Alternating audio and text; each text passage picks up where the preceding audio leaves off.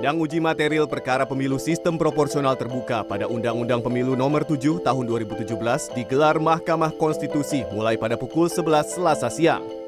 Sidang ini menghadirkan saksi ahli dari pihak terkait, yaitu Perludem. Sidang yang dipimpin Anwar Usman menghadirkan dua orang ahli, yaitu Profesor Firman Nur dan Charles Simabura. Dalam tanggapannya, Firman Nur yang merupakan peneliti pemilu dan partai politik mendukung sistem proporsional terbuka.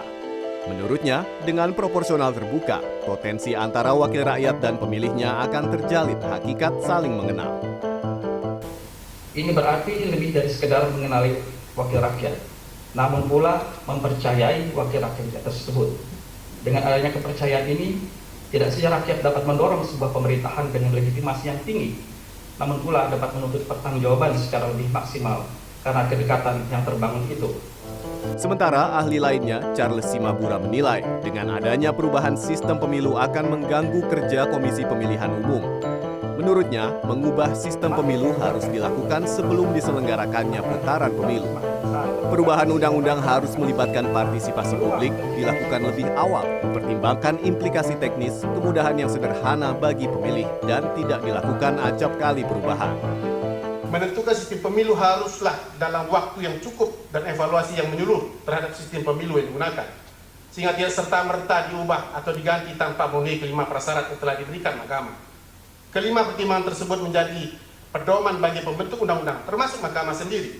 Hakim Konstitusi Arief Hidayat sempat mempertanyakan ahli Firman Nur soal mayoritas negara demokrasi menggunakan pemilu sistem proporsional terbuka.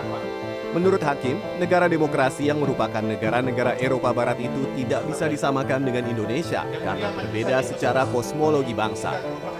Sementara, para pemohon optimistis Mahkamah Konstitusi akan segera memutuskan sistem pemilu yang akan datang. Meskipun proses pendaftaran calon legislatif sudah dimulai, proses pemilu belum berjalan. Selanjutnya mengenai optimisme kami terkait dengan proses ini, kami masih optimis ini bisa dikabulkan. Karena ini kan masih proses pendaftaran caleg, jadi belum proses dalam pelaksanaan. Mungkin kalau masuk dalam tahapan kampanye itu sangat tidak fair. Ini kan masih dalam tahap pendaftaran saja. Jadi para orang-orang ini juga belum ditetapkan oleh KPU untuk maju sebagai calon, masih daftar.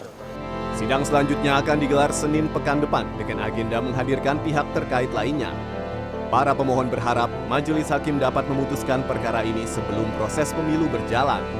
Sebelumnya, beberapa orang kader partai menggugat Undang-Undang Pemilu Sistem Proporsional Terbuka karena merasa tidak populer dan tidak memiliki modal finansial yang cukup. Suryo Utomo, Wahyu Ramadan, Jakarta.